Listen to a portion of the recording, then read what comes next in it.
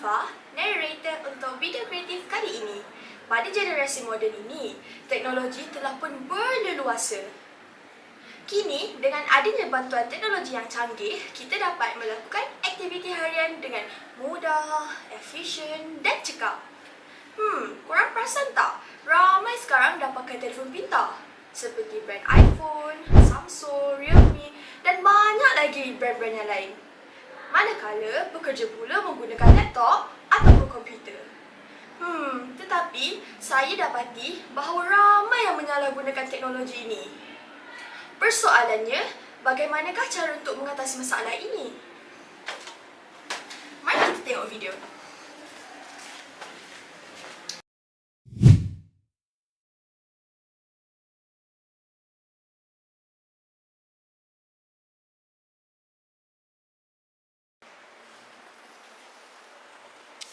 Lah, susahlah topik ni, tak faham. Baik main game.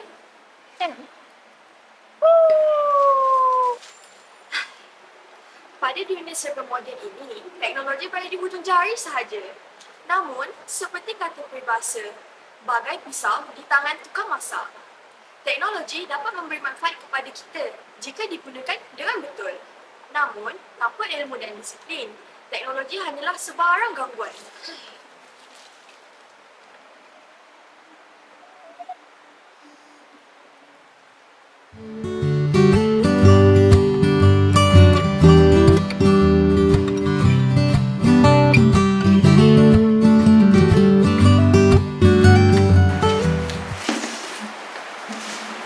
Okey kelas, kita akan teruskan dengan pembelajaran kita hari ini. Disebabkan masih ada yang tak faham nak buat graf, kita akan menggunakan aplikasi pembelajaran secara digital.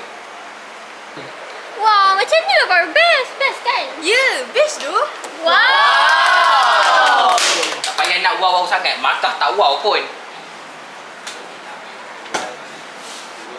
Guru ibarat pelita yang menerangi jalan ilmu.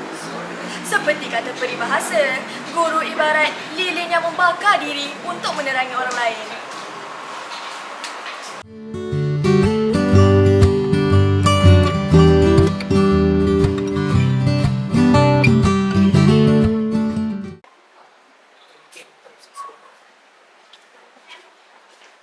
Jadi, selamat datang ke sekolah kami. Saya sangat terharu dapat jemputan dari sekolah ni.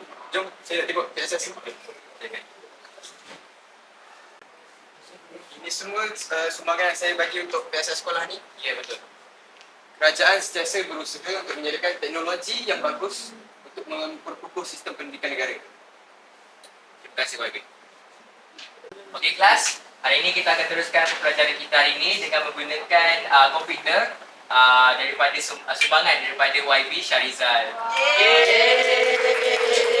Jadi cikgu nak korang semua ucapkan terima kasih kepada YB Syarizal kerana sebersikit telah memberi sumbangan kepada sekolah kita untuk meneruskan pembelajaran yang lebih cemerlang. So, Terima kasih YB Syarizal. terima kasih YB Syarizal. Okey, so kita akan teruskan kerja buku kita.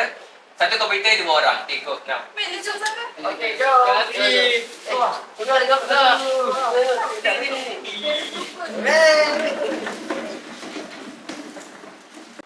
kasih YB atas sumbangan dengan pendidikan. Sedikit boleh bantu belajar berjukan. Wah, bestnya game ni. Alamak. Teknologi ni untuk bantu untuk belajar, bukannya bukan tidak usaha. Maaf, cikgu.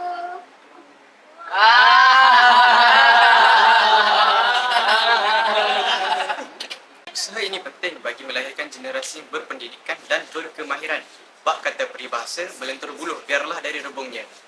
Pendidikan dan teknologi haruslah diterapkan sejak usia muda. We are from TVPSS Taman Jasmine 2. #ilmu di hati, teknologi memperkasa generasi. Jasmine on the